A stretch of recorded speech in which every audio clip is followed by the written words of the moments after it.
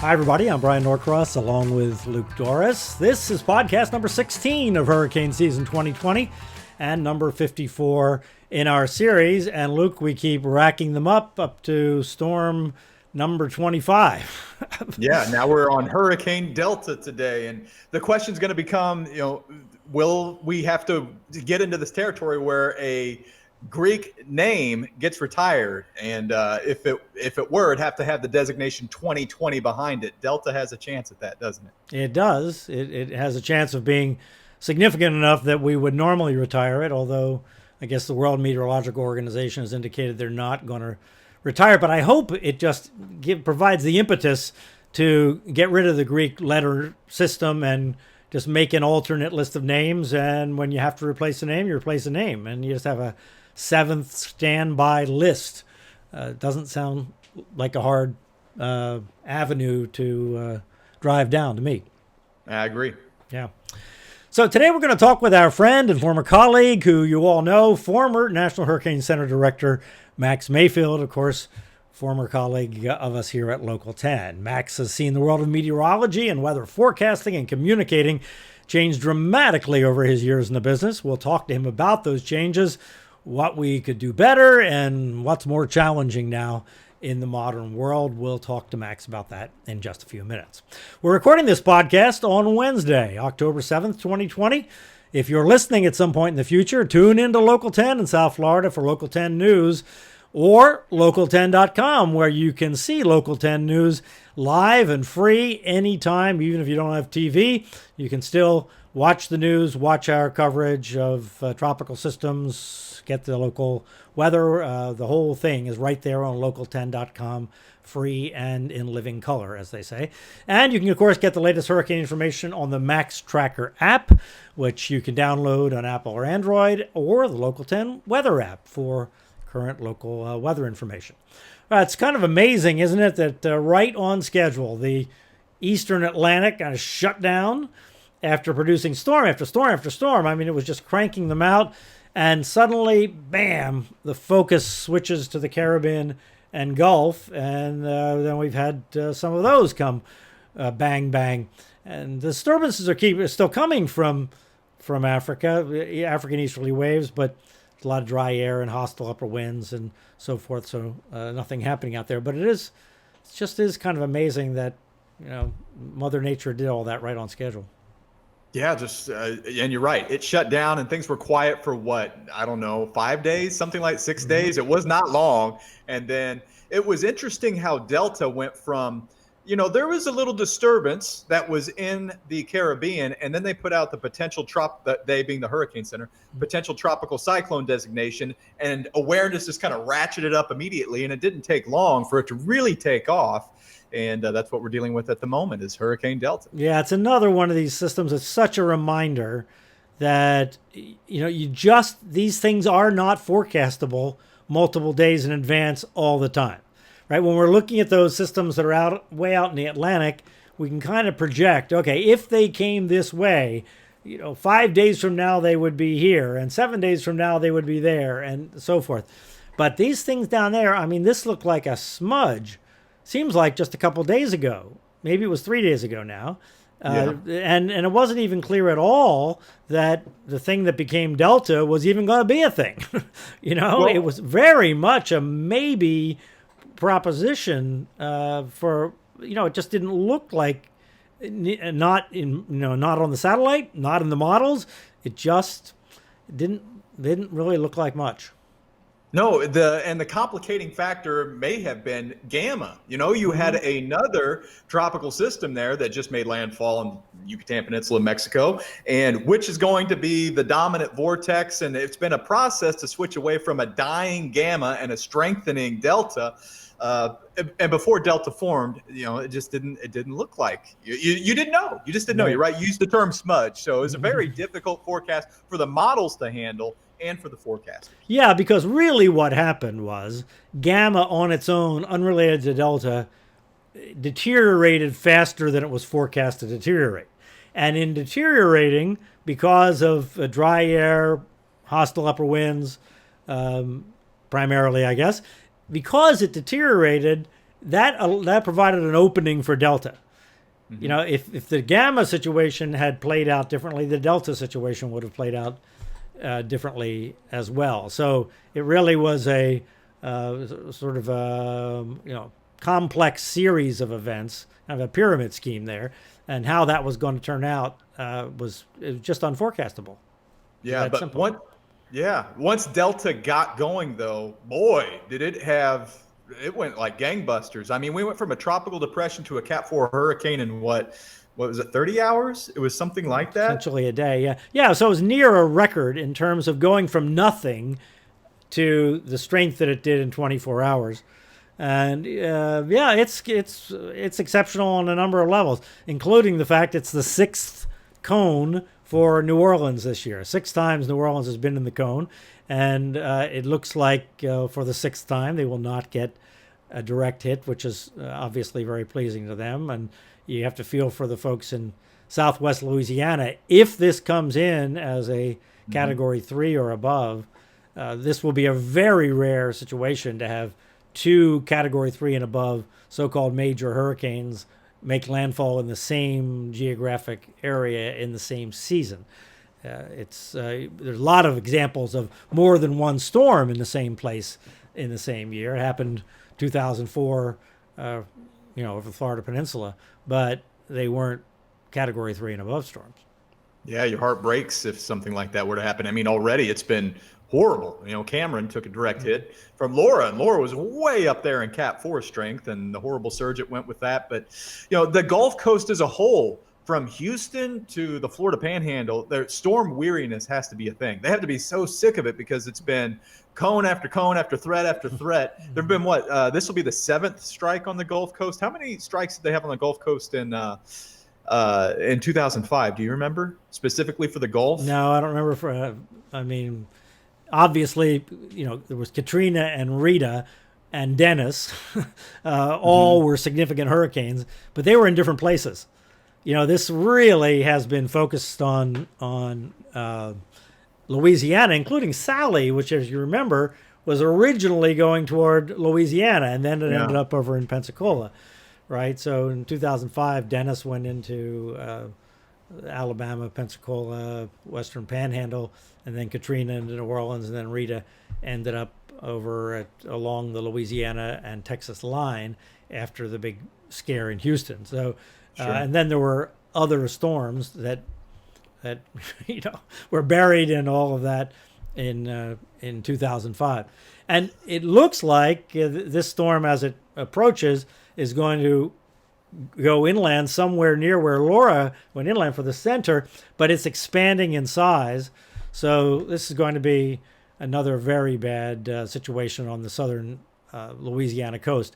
After Hurricane Lily and Isidore, which I want to say that was that 2002 or 2003, I was there south of Lafayette, and you go south from Lafayette, you go down to New Iberia, and then you go down to the coast. And, those are God's people down there. I mean, they live off the land, kind of. They have elevated mobile homes. They live with hurricanes and they live with the water, right? They live right on the water in the bayous and kind of off the side of the side road down there. They're wonderful Louisiana people, and they don't have much. They just don't have much. And so, just like we saw in Cameron and over there in Grand Chenier near Cameron, this is just going to wipe them out. If this comes in like this and puts 9, 10 feet of storm surge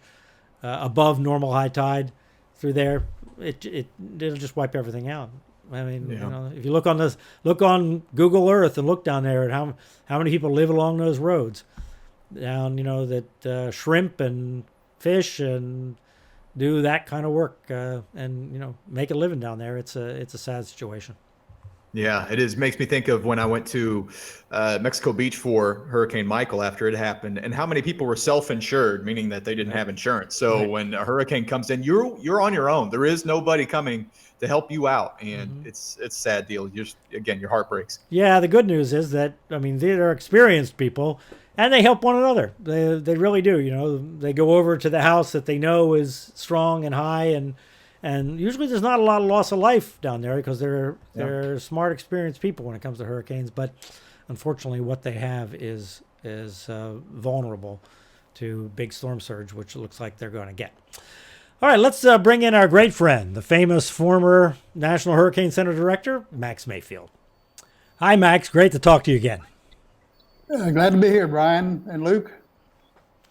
Max, it's good to have another Sooner on the show. We don't get many of those, so another Oklahoma grad. Good to have you. So here we are with Hurricane Delta. This is a scary situation again for southwestern and south central Louisiana. And the only other time that we started using the Greek letters, you were director at the National Hurricane Center in 2005, and Gamma that year didn't come along until the middle of November, so about 6 weeks later, and it was forecast to come towards South Florida, I remember, for a while, and then it kind of fizzled out. And then there were still 3 storms after that. They were all out to sea on the other side of the ocean. What do you remember about the end of that hurricane season, or were you still so consumed with Katrina and Rita and Wilma that your attention was not so much on those late season storms as National Hurricane Center director? Well, I remember the staff was a little bit on the tired side. In fact, President Bush at the time came down 3 times to the Hurricane Center during 2004, 2005. I remember one time he asked how the staff was holding up, and I said, they're doing fine, but their eyes are usually not this bloodshot. And, most people that work at the Hurricane Center, and they love what they're doing. They absolutely love the forecasting, the challenge of the forecast, and not many of them take vacation during the peak of the season. They usually hold off till later in November and then December, of course. But that year we had Hurricane Epsilon that actually was in the end of November, went into the first week, or into the second week actually of December. Right. And then Tropical Storm, the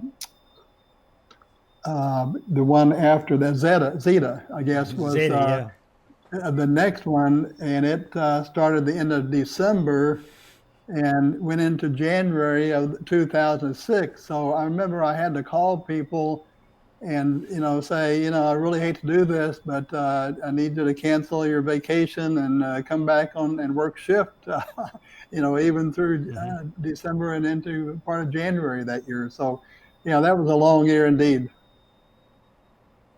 January, was that Zeta that was in January, I assume? I mean, or was it, did we? Right. What happened there? It was in the far eastern Atlantic, near the Azores, and not a big concern, but it was a tropical cyclone, and actually almost a hurricane at one time. So people certainly didn't plan on losing their Christmas or New Year's vacation to storm at that time. No, but Max, you're famous for your efforts to get the public officials in New Orleans to take Katrina seriously. And so talking about that storm and getting people moving. Right now, it looks like Delta, the current storm that's threatening Louisiana, is going to go west of New Orleans most likely, which shouldn't be as bad for storm surge around the city. But is there a bit of deja vu for you in watching Delta? Well, in some ways, and we don't want to make the same mistake that a lot of people made with Katrina. They're so overly focused on New Orleans, and New Orleans is going to know there's a hurricane out there, and they're going to have some impacts. But at least the way it looks right now, it's really the area between about Cameron to Morgan City or so, kind of that central part of Louisiana there, which was the same area impacted by Hurricane Laura. Late August. So, we don't hear much about that, but this is the last thing those folks need. So, this is a big concern, and not just with the track and intensity. That we talk a lot about track and intensity, but this one is forecast to increase in size. So even if it doesn't get as strong as it was in the Northwest Caribbean, which I doubt if it really will, although it's supposed to strengthen some, that size has real impacts on how far out the wind and especially the storm surge extends and how high that storm surge can get. Absolutely. You made a good point too about Laura, high end Cat 4, and that was, say in August. The track with Delta right now is shockingly close, with the, if you just look down the middle of the cone. So, we'll see how it plays out. But it's a good point that you raised, and just how the storm weariness is a real thing, and they have to have that in Louisiana this year. But do you think mayors and governors are more likely to react in a timely way to a threat these days? Do decision makers have maybe a better understanding of hurricane issues? I guess the bottom line is, would a Katrina situation be any better today? Well, you would certainly hope that it would be better. And as you mentioned, those local officials there, those messages from them are so critical. You don't really want, or should you expect FEMA or the federal government to, be a first responder. That first response is always going to come from the local people. Nobody knows that local area like the locals do. And those local politicians come and go. So, there'll be some areas that are a lot better prepared than others. And, we need to work on that. Max, let's go kind of way back when you first started making hurricane forecasts. Do you remember the first big hurricane that you wrote advisories for? I do. That was, I remember a lot of them, but the first one in particular, as a hurricane forecaster, was in 1988. I came to Hurricane Center in 72, but I became a hurricane forecaster in 88, and I remember Hurricane Gilbert. Mm-hmm. It was a Category 5 hurricane, but it was a huge Category 5 hurricane, very, very large. I mean, the diameter of tropical storm force winds at one time was somewhere around 600 miles, really, really large. And it slammed into the Yucatan, very much like Delta has done, and then it weakened over the Yucatan and made landfall again in Mexico. And I remember thinking about, that was my first really big, powerful hurricane. Even with Mexico, I remember thinking about, communicating the inland impacts. I mean, it's not just a coastal event, and there are over 300 people died in Gilbert. Most of those were in Mexico from the inland freshwater flooding. And Jamaica got mauled by Jamaica Gilbert as well, and right? The Cayman Islands both got clobbered too. And Jamaica, I remember I was working the night it made landfall on the eastern side of Jamaica, went right across the island. Usually a hurricane going right across the island, and those mountains in Jamaica will weaken. This came out just as strong on the west side, and then strengthened, dropped down.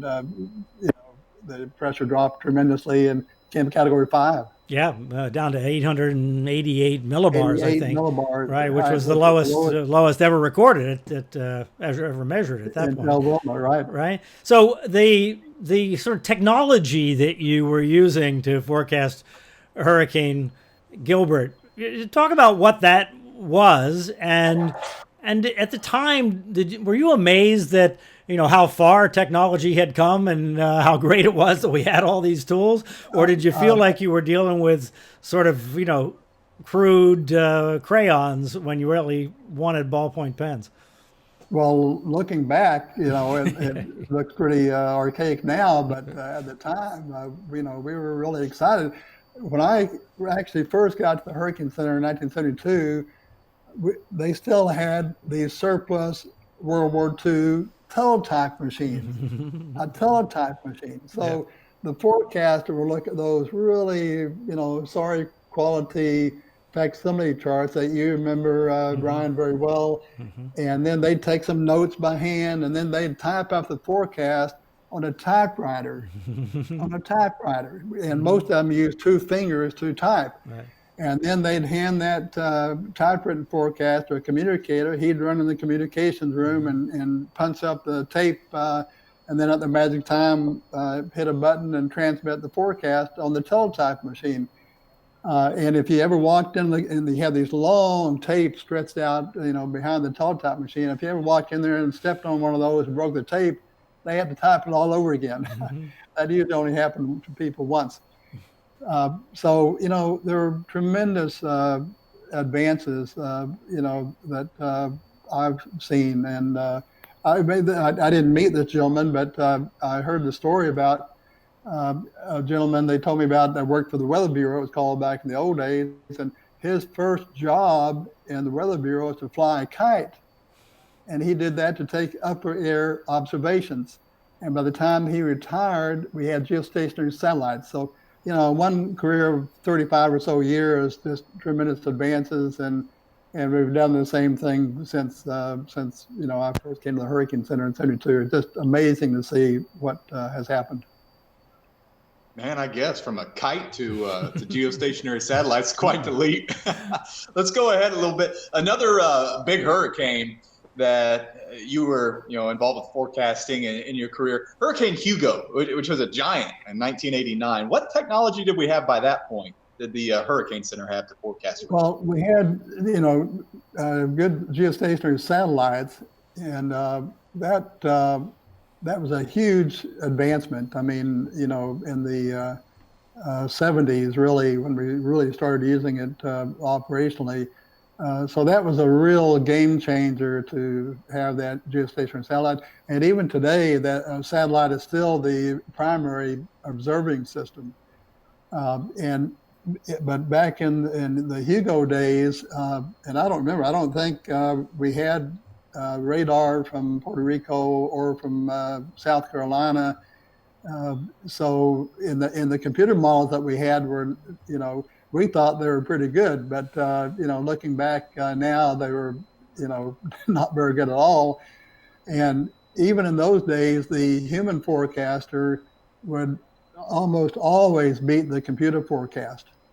So that has changed, and I remember the spread and the less sophisticated models that we had back then, and there was tremendous spread. In fact, we originally had Hugo forecast to come towards Florida, and we gradually eased the forecast up into South Carolina, and made landfall there as a Category 4 hurricane.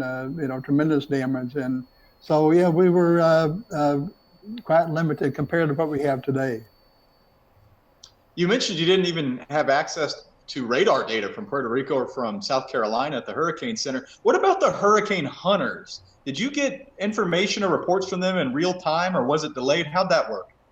We did. We did get real-time data, although I'm sure it's a little bit faster today than it was back then. But yeah, we did get the aircraft data. In fact, that's another story, because the first flight into Hurricane Hugo was a NOAA P-3 aircraft, and they flew into it east of the Caribbean, expecting to find a strong hurricane. The satellite estimate was a Category 3 hurricane, and they flew in at 1,400 feet.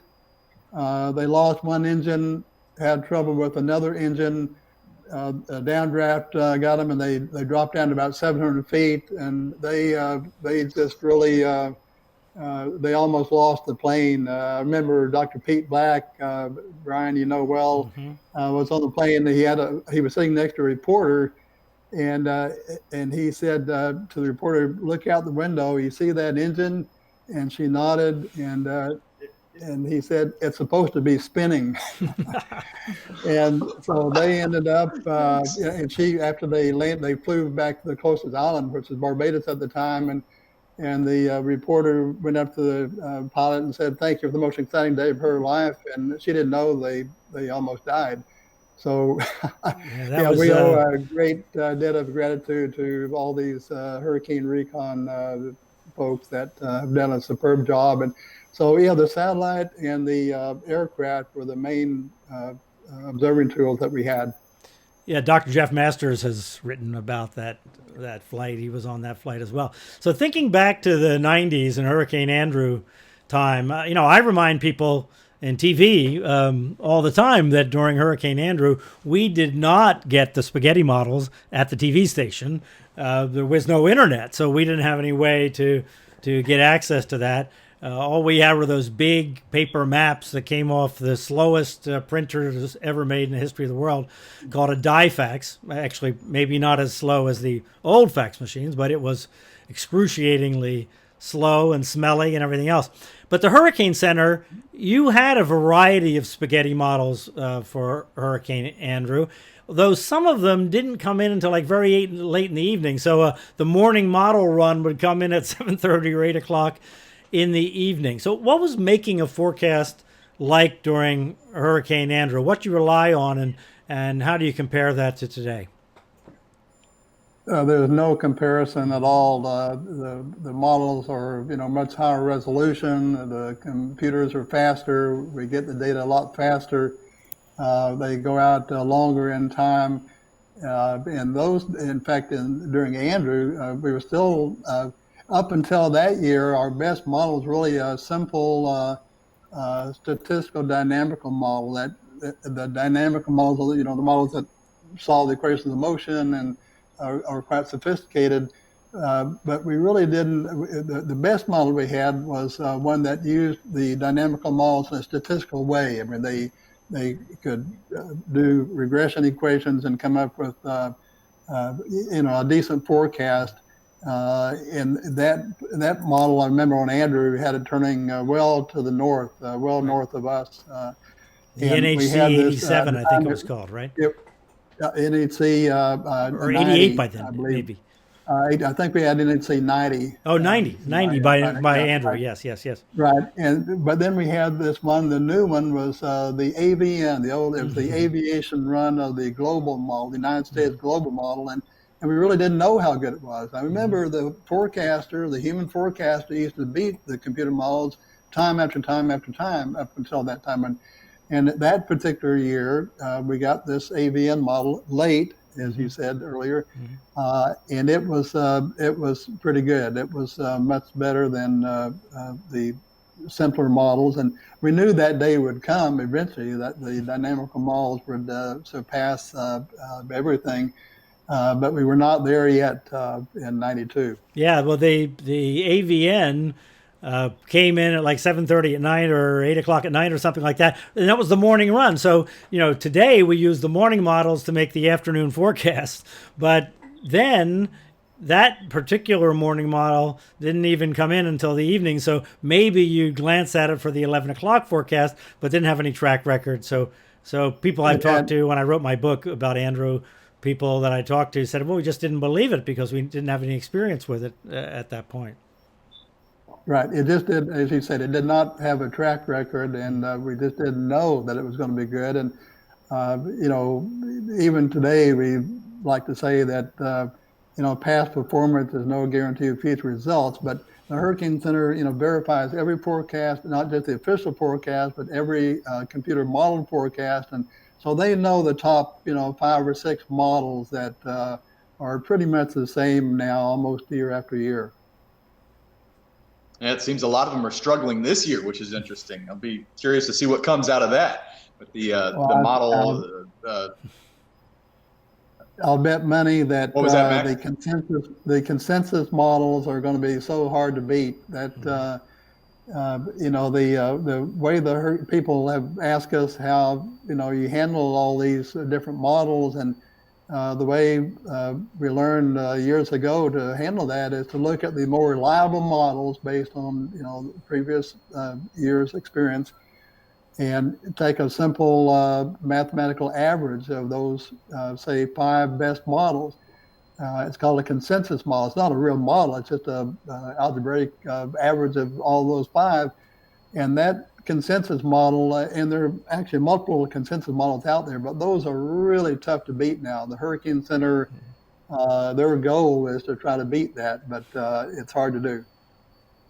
Sure. And we're still talking about Andrew. Forecasts at that time, he only went 3 days out. So did you feel like you were stabbing in the dark, making a forecast even 3 days out at that point? I mean, here you are telling us that you had data that was already, 12 hours old to start with? What was that like? Well, we didn't know we were in the dark. I mean, well, we knew we were in the dark to some extent, but we worked with what we had, and so and that was getting better every year. And I went back just a few minutes ago, and I looked up some numbers. When I got to the Hurricane Center, talking about a 3-day forecast now, the average track forecast there at 3 days in 1972. You want to guess what that was? 500 miles. I don't know. 60. Luke, what do you think? I don't know, 250 miles. It was 792 miles. Yeah. The average for the entire season. And then in 1992, the average was down to a little over 300 miles at 3 days. So, around 100 miles per day. And last year, the 3-day forecast was like 75 nautical miles, so about 86 miles. I mean, that's just for a 3-day forecast. I never would have guessed it would have been that good. So we've come a long way. So this is a great success story for the American taxpayer. It is, and the American taxpayer is funding research to actually try and incrementally make it better. How much better is an open question, but incrementally make it better. But I think there's a fundamental difference talking about those 3-day forecasts back in 1992 between then and today, and how the public views those, call them long-range forecasts. We don't think of 3 days as long range so much anymore. But looking back, I don't think they really believed the 3-day forecast back then in the same way that people kind of clamp onto it now, and sometimes even tune out once they figure out it's not coming to them. So unlike today, where you see that 5-day forecast on your phone, it seems like to me there's this inappropriate level of confidence in these long-range forecasts. Do you sense that, just a difference in the way people think about National Hurricane Center forecasts back then to now? There's no doubt that a lot of people put too much confidence in the forecast. And, if you look back at how forecasting has evolved here, the models have much, much higher resolution, and the accuracy is, you can have a really small resolution, but that's different than accuracy. There's a difference there. You can make it, you can take a... Precision is the enemy of accuracy, right? Yeah, exactly. That's my saying. So precision is the enemy of accuracy. We're never going to get a perfect forecast. Right. The atmosphere is just too complex. And the interesting thing, those forecast models are getting better at the longer time periods, much faster than in the short period. Like the 24-hour forecast is really getting tough to get better. I mean, the last 5 years, it's been down somewhere around 40 miles per day now, but it's not going to. It can't keep going below zero. It can't get too much lower, I don't think, in the short term. Sure. Yeah. Those wobbles, that's the last, one of those things that we may never be able to forecast in that final approach of hurricanes. So, but still talking about Andrews, in the days after Andrew, the Hurricane Center was wounded. Power was out across South Florida. People at the Hurricane Center, they lost their homes. How did you all keep going? Well, a lot of people there, Luke, and I bet Bryan knows almost everybody there. Most of those people there because they absolutely love meteorology and they love the challenge of forecasting. So there's nothing they'd rather do. And I remember in Andrew, we knew there was it was a powerful hurricane, and we knew there was likely loss of life and tremendous damage. Although the media reports, we can talk about that later maybe, but they were very misleading in the beginning. But we were, we have to remember, we were concerned. I couldn't get hold of my wife and kids at home. The phones were out, the power was out. I had no idea what had happened at my house, which is in the north eye wall of Andrew, the extreme outer edge, which is better than the inner edge. But it was still headed towards Louisiana, and even New Orleans was a concern. So as it was hitting us, that day we were putting up a hurricane watch for Louisiana. We had to stay focused on the job there. I mean, we didn't want the same thing to happen to New Orleans or anywhere in Louisiana that happened to us. And so we were focused. We had to be. Sure. Yeah, it's time to go to work. And it takes a special kind of grit, though, for people to not fall apart under that kind of. There's a lot of people that probably couldn't handle that. But you guys handled it superbly, of course. Now, no doubt, thinking back, you had all kinds of memories with Andrew, very vivid post-Andrew memories. Is there anything after Andrew, post-Andrew, that's an especially vivid memory for you, Max? Well, I was... I guess finally I had somebody calling my home once an hour during that Monday, the day of landfall, and they never could get through. And one of our the administrative officer at the Hurricane Center didn't live too far away, and she had a car phone, one of those clunky things back in those days, and she got out and drove around and called me. And said that, I asked her, how's my family? She says, oh, they are all outside. My wife and 3 kids were all outside, and they look like they're doing fine. And I said, how's my house? And she said, well, it doesn't look too bad. And then I said, how are my trees? And she said, what trees? I knew I had a little problem there. And so I left, I spent a couple of nights there at the Hurricane Center, and I was on a day shift. There were 12-hour shifts at the time, and I got home just before it got dark, and the street signs were down, and I guess I remember that so clearly that I really didn't know where I was, and I saw some neighbors walking around when I got close, and I said, "Where's my house?" And they said, "Right over there." I was like a block and a half away, and I didn't even recognize where it was. But I guess one of the memories, and I think this is important, is to talk about some of the media reports. And the exact same words that were heard after Katrina by the mayor of New Orleans. He said, we've dodged a bullet. Mm-hmm. And we heard those same words here in Miami. And Bryan, you've talked so much about this over the years. The reporters can address what's happening where they are and nearby, what they can see. But if the fact that we had not heard from Homestead or the Redland areas down south, that was not good news. And so that information took, some time before it really got out. Right. I remember that very well, having that conversation with Mayor Suarez of Miami. He actually came to the television station that morning when finally things were settling down enough that he could get out. And he was very relieved, justifiably, that the city of Miami clearly was going to be able to function after that storm. But I said at the time, the fact that we have not heard from Cutler Ridge and Homestead and Point South, we don't take that as good news at all. Now, in the 90s, moving on through the rest of the 90s, the Hurricane Center was not putting out the cone that we focus on today, although we were using one here on local TV.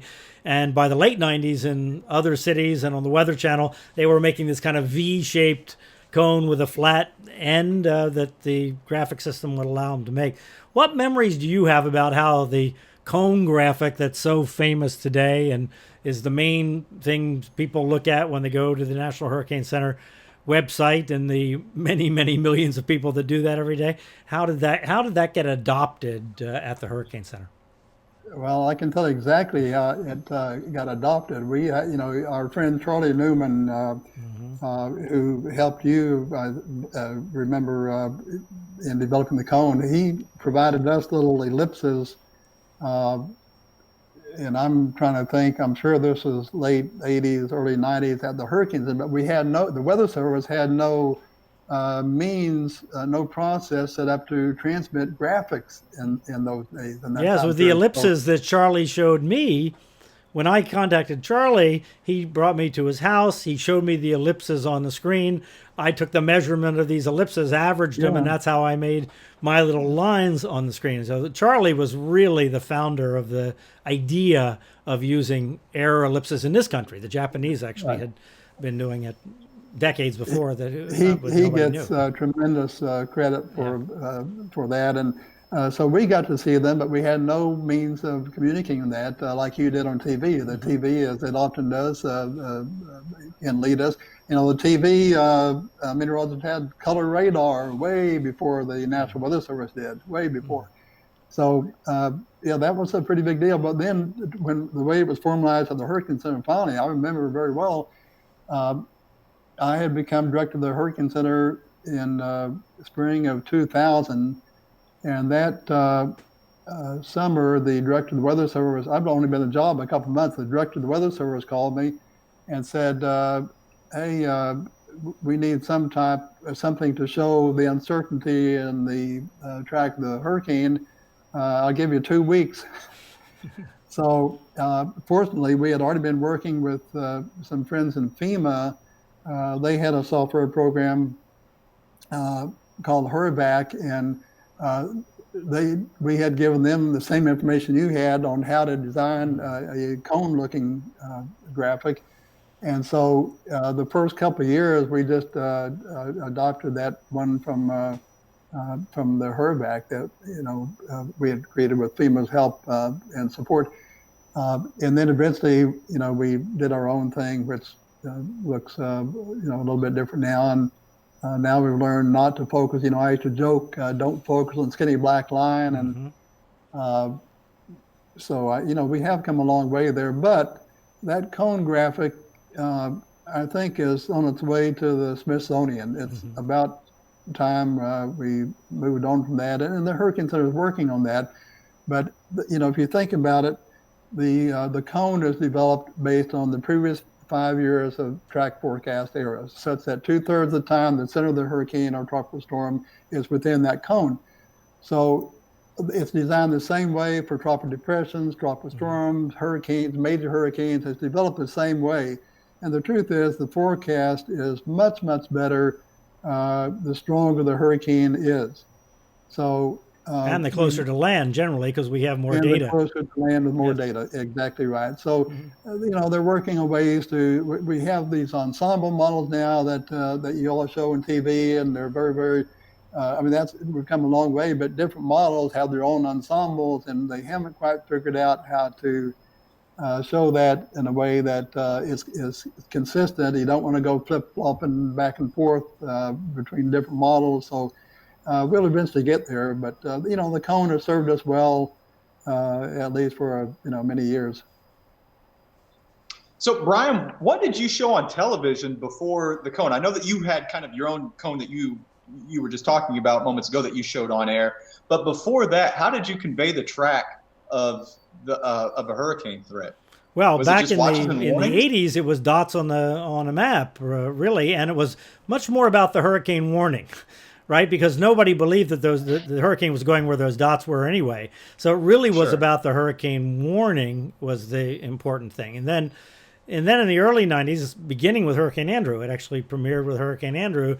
I had these lines, which were kind of the equivalent of the lines across the cone, right? And then in 1996, the new software came out that allowed us to actually draw a cone-looking thing and fill it in, but we had to manually draw that as like a polygon kind of thing. So it was actually manually done by putting those points and letting the computer fill it in with the color, and we had to calculate that on a plasticized map with grease pencil and a piece of paper that had these diameters on it that I had gotten Charlie Newman, and to know how big the 72-hour line should be and how big the 48-hour line should be and how big the 24-hour line should be. So we put these dots on this plastic map and then go over to the computer and put dots on the computer in the same places and then let the computer draw the cone. So every advisory, every time, it was a crash program to do that until the graphics company. WSI was the name of the graphics company that most TV stations used then, and still many use now, including us at Local 10. Now it does it all automatically, but back then we had to do it manually every time, and it was, let's see how fast we can make this cone and get it on TV. It was a job. Well, even today with the advisory coming out, for the 11 o'clock news, you get it at 10:55. It's a scramble to just read and try to figure out, so you can digest it. I can't imagine. That's a nightmare. But all right, Max, I've always marveled at how the National Hurricane Center is consistently the most accurate, outperforming even the best weather models. Given all of today's technology, the forecasters there are still the best. And it continues to get more accurate over time. But along with that, the forecasts are consistent. They don't chase the models, even when it would be difficult for a forecaster not to bite on a big shift in track. I'm thinking back to Laura of just this year, which, there was a time where some of the best weather models were showing a major shift west, and that had big implications for Houston. And it would take some steely nerves for a forecaster not to look at that and make a rapid adjustment. But that didn't happen. The NHC, they held back, and that proved the correct move. Is there a plan in place at the Hurricane Center where we don't make rapid adjustments? Or is it just the skill of the forecasters that come out, and that's why the forecast from the NHC is the most accurate? What would you say? All the hurricane forecasters have been trained not to do this, windshield wiper effect. And time and time again, we see the computer models that can flip-flop back and forth. And if the official hurricane forecast did that, you'd lose all credibility, very quickly. So they've learned not to make drastic changes in the forecast unless they're absolutely, very high probability of it happening. Katrina is a good example. Originally it was forecast to go up in kind of the northeastern Gulf, and then all the models shifted westward, closer to New Orleans, and the Hurricane Center, Richard Pash, I think, made the big shift there to the west and said why he was doing that. But more times than not, you don't want to go too far from those better consensus models that average the more reliable models together. And if you do that, you're usually not going to make a huge change. Even now, if the consensus models were to shift significantly, they would lean in that direction, but likely not bite off on the entire shift unless it stayed consistent, and then they'd keep easing it over. So, they just don't want to do that windshield wiper effect. There's nothing good that can come out of that. Yeah, I guess the thing that we see now all the time in the discussion is they talk about, if this trend continues, we'll continue to go in that direction. They Right. actually discuss the fact that the models are doing that because everybody is seeing the models. I think that's great because it helps people that look at the models on their own understand what they're seeing and not get too excited just because one model or a set of models is doing something. I mean, you never know when there was bad data that affected the models or something. Something could have happened.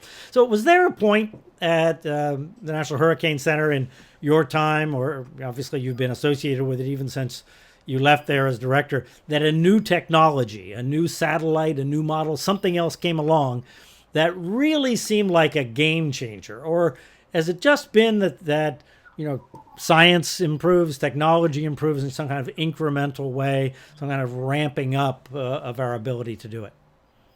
I think both. There have been some game changers, and the satellite is a good example of that. The incremental changes, as the data, the actual observations have gotten so much better, and that includes the NOAA jet. That is, a hurricane gets near land, they'll fly this jet that's been flying Delta recently in the environment around the. Dr. Bob Sheets was instrumental in. Bob Sheets fought so hard to make yes. that happen, Yes. and he succeeded getting Congress to approve that. those are things that are a little more incremental. The step frequency microwave radiometer to get surface winds. We used to always get the aircraft data, but that was at flight level. We didn't really know what was going on in the surface. In fact, a lot of times that was based on just visual observation. They had a little graphical book that they look out the window and kind of look at the wave action and estimate the surface wind. And now they can It actually. seems so archaic, I know, but most of the time that was how it was done. Yes, exactly. Right. So I think both. I mean, there have been game changers, but most of it I think is incremental. And the good news, if you look at the verification year by year by year, it just keeps the track forecast anyway keeps getting better every single year just about. And the intensity forecast here recently have shown some success as well. So talking about let's talk about communications for a moment. I say when I give talks that in 1992 during Hurricane Andrew, we could actually communicate better with the public because everybody turned on the TV. So everybody had sort of a common source of information, where now everybody gets a variety of messages from multiple sources. They get fragments of messages from Facebook and Twitter and this person on TV, and they switch around. And back then people switched around some, but you didn't have a whole lot of choices for switching around. I mean, you're famous for your ability to communicate clearly and succinctly. Do you think it's harder now to reach people with a coherent message than it used to be back in the day when we started this? And in some ways, it is harder. And a lot of those apps that are out there, a lot of weather apps out there, and some of them are, frankly, not all that great. They're not helpful. Yeah, they may even do a disservice. And so, in so many ways, we've made advancements. There's so much information out there, and you don't want to hide the information. The information is out there, and everything that I don't know of is on the Hurricane Center website. But sometimes you have to dig a little bit for that, and I think people just need to, know their trusted sources and know where to go to get the information. There's no reason you can't wait till the last minute to try to figure out, hey, where do I go for information? Have that figured out now. Is there a TV station or the Hurricane Center website or some other website you want to go to routinely? You'll if you look at it enough, I think those folks in Louisiana have seen so much this year. I bet you they know where to go now. Mm-hmm. No, no doubt. They have to be sick. One point is that, it's not all about the forecast either. And it's, we've talked about this for so many years that it also depends on, those emergency messages from the local officials. And, there's not a really consistent way to get that information out. Last week, I think it was, you had Craig Fugate on, and I remember you all talked about, you're going to have many, many, many different ways to communicate the information because different people use different things, and that's okay. But we also need to focus not just on the weather, but on those local officials and the local emergency managers and what they're trying to tell people in their area that they know better than anybody. Well, let me zero in on that a little bit, Max. You're right. We don't really have an organized system where people can hear about evacuations and preparations that they can take, given the information. Is this a problem, and what can be done here? How can local officials better communicate a clear message to the public? Do you have any ideas? Some people do, a first-rate job, and a lot of places have their own website, their own apps, their own alerts, and some of the emergency managers and locally elected officials know what they're doing and do a really good job. But there's I don't see a real process. Just look in our local area here. A lot of times we'll see, maybe the governor come on and say something. Well, he really is, I don't expect him to know the details of every little local community up and down the coastline. He can talk about the big picture, But it's really the local folks, and even we have a strong county government in Florida, and that can be a good thing because the county can speak for their entire county area if they're willing to do so. And some of the county officials are good at that. There are some, perhaps the less populated areas that are not as good. And frankly, some of them probably don't want to get on TV or radio and say some of these things. So I think that, there are probably a few people still like that around. But we do, I wish that we had a better process in all the municipalities within the county. They've got messages for their little municipalities that sometimes, the TV stations, we can't afford to send somebody to every single municipality's EOC. They've got really important information they're trying to get out, but we're not making that available to everybody. Yeah, it's not necessarily little municipalities, right? I mean, just in Miami-Dade County, you have the city of Miami Beach, city of Miami, city of Coral Gables, city of Hialeah, city of North Miami. I mean, they all have emergency management departments, and they have messages about how they want people to behave and where they can go and where help is available. And it's as you and Max and I have been talking about this for a long time. It's a very difficult problem. And you can't it's different with a tornado because, a tornado, most people know, you get into that innermost room in your house and hunker down. That's the most important thing. But with a hurricane, it's complicated. You've got all these different hazards, the storm surge, the wind, the rain, the wave action at the coast. And there are different people have to have a different plan for the different hazards, and it is much more complicated depending on where you live. And so that detailed message needs to get out to the right people. Yeah, a coordinated system. When I was at the Weather Channel, I actually tried to make this happen, and Max and I have worked on a project to make this happen more than 10 years ago now. It's been ongoing, but one of these days we'll get it settled. The technology exists now to make this possible. What we don't have is the coordinated system. So on a whole different subject, Luke and I were talking a few weeks ago here on the podcast about what are the 5 greatest U.S. hurricanes, bearing in mind that the word great is fuzzy and it covers both the storm itself and what happened and so forth.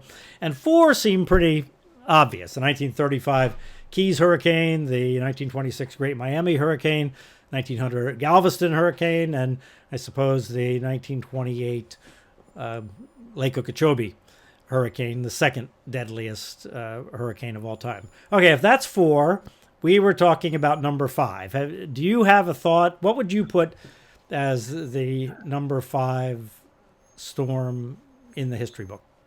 Well, I agree that number 5 is a tough one to come up with. And you can rank them by the deadliest, the costliest, the most intense, and it really depends. I mean, for me, when you think about the loss of life, Katrina would probably make it.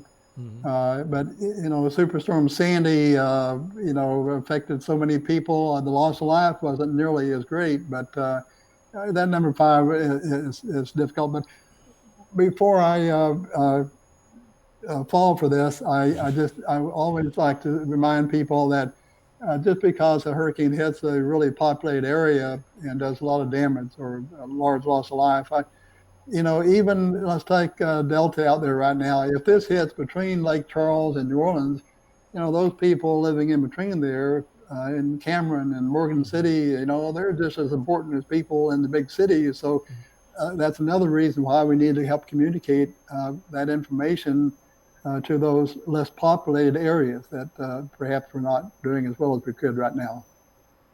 So I didn't answer your question. Well, no, it's a rhetorical question, really. It is. Yeah, but Max's point's well taken, though, because you have Category 5 Michael, you had Category 5 Camille, storms that didn't make this list, partially because of the lesser populated areas that they hit and the maybe not as high of economic damage, but they were still just every bit as powerful and every bit as destructive to the people that lived there. So, you compare that to a Katrina, which was a tremendously damaging storm, but it was more of a man-made disaster. That was my answer, by the way, Max. I said Katrina. because of the loss of life, because of the fallout from it, but more of a man-made disaster than anything. So the 1856 Last Island hurricane, I think, deserves mention too. Another one that was tremendously deadly. And the Indianola storms, and yeah, there's a whole bunch that if we could go back, that we know were, just stunning meteorological events and life-changing for the people that were hit and for the communities that were hit. On a whole different subject that we also talked about a few weeks ago, you've been involved with the Hurricane Center and the World Meteorological Organization for a long time, and the question came up.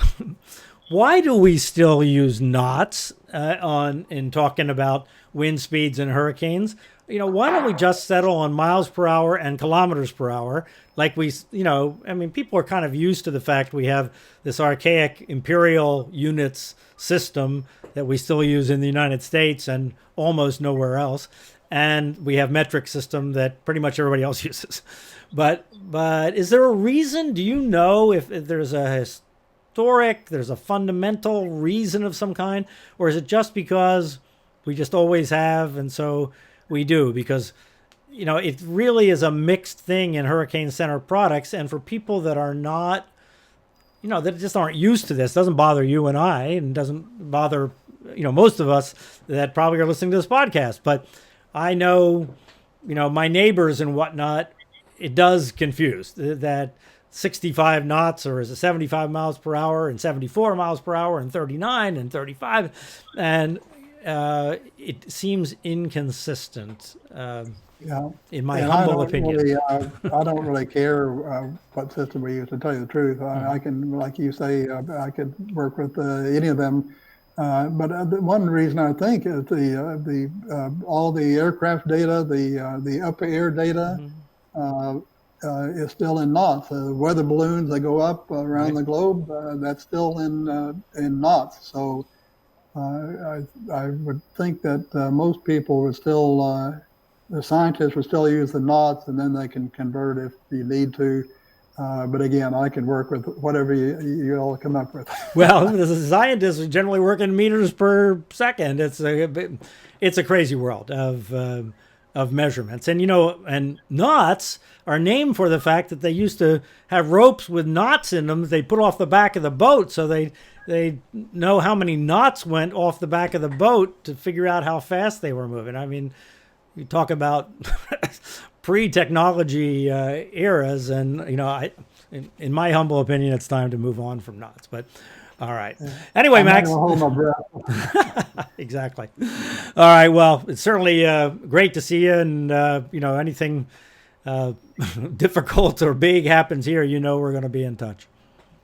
Thank you very much, Luke, Bryan. Enjoyed it immensely, and give my regards to everybody at Local 10. Yes, sir. Thank you. It was great to talk to Max again. He's left a tremendous legacy here at Local 10 and in the country's hurricane program. Not to mention the way the whole region, the Region 4 of the World Meteorological Organization, deals with hurricanes. And, of course, we'll continue to be in touch. Yeah, an incredible man and a true servant's heart. I mean, I don't know how many sleepless nights he's had. I've seen him. I worked with Max during Hurricane Irma here at the station, where he slept in an obscure part of the station. I was tasked with waking him up when Irma took its final turn to the north, and he was sleeping fully clothed, sprang. As soon I whispered, I said, "Hey, Max, it's time." And he heard that and shot up like a cannon and got right back to it that morning. I saw it. So anyway, it's just his dedication. And he's just such a great man with, again, a servant's heart. We just love him. He really is. He really is. We've been wonderful friends for decades now, and he's just one of the great people you'd ever want to know.